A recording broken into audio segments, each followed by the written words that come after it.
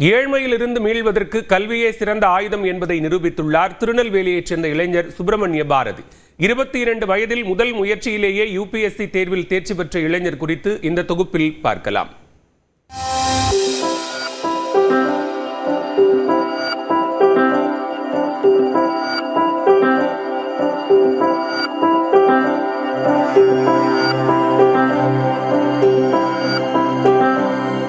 நெல்லை மாவட்டம் விக்ரமசிங்கபுரத்தைச் சேர்ந்த கூலி தொழிலாளியின் மகனான சுப்பிரமணிய பாரதி 2025ஆம் ஆண்டு நடைபெற்ற யுபிஎஸ்சி தேர்வில் முதல் முயற்சியிலேயே தேர்ச்சியடைந்து சாதனை படைத்திருக்கிறார்.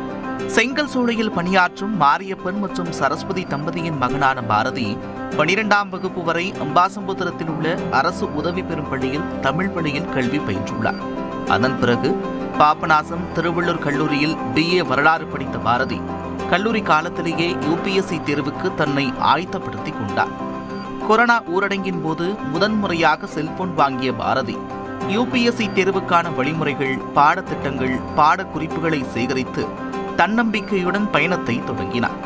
கடினமான பயணத்தை கைப்பிடித்து அழைத்து சென்று இலக்கை அடைய வைத்ததில் தமிழ்நாடு அரசின் நான் முதல்வன் திட்டம் அமைந்ததாக நியூஸ் 18 தமிழ்நாடு தொலைக்காட்சியிடம் பாரதி பகிர்ந்து கொண்டார். ஃபர்ஸ்ட் நான் முதல்வன் ஸ்கீம் சொல்லி ஆகணும். அது இல்லைனா அந்த இடத்துக்கு நல்லா வந்திருக்க முடியுமான்னு தெரியல.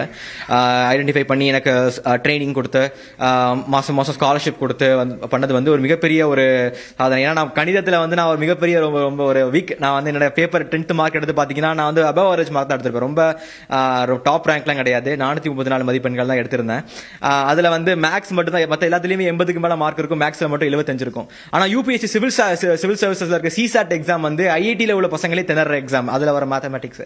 ஆனா எனக்கு all India civil service coaching சென்டர்ல அவ்வளவு அழகா ட்ரைனிங் கோச்சிங் கொடுத்தாங்க.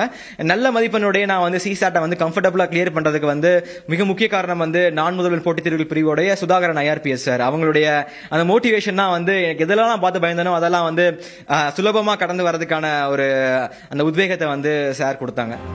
தனது வெற்றிக்கு பின்னால் தாய் சரஸ்வதியின் தியாகம் அளப்பரியது என்றும் பாரதி குறிப்பிட்டுள்ளார்.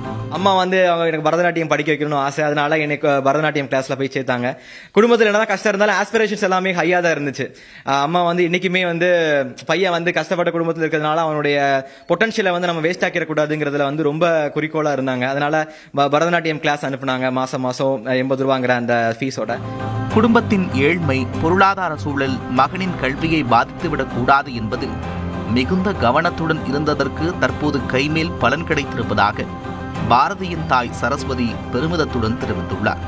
என்னைக்கு யூபிஎஸ்சி படிக்க போறான் அப்படிங்கிறது தெரிஞ்சதோ அன்னைக்கு எந்த இடைஞ்சலும் அவனுக்கு வராம பாக்குறதா என்னோட. ஏன்னா எனக்கு அதுக்கப்புறம் வேற எதுவுமே அவனால செய்ய முடியாது. நீ என்ன நினைக்க படிக்கணும்னு நினைக்கியோ அதை செஞ்சுக்கோ, என்னால என்ன செய்ய முடியுமோ அதை நான் என்னால செய்யற அளவு முடியும்.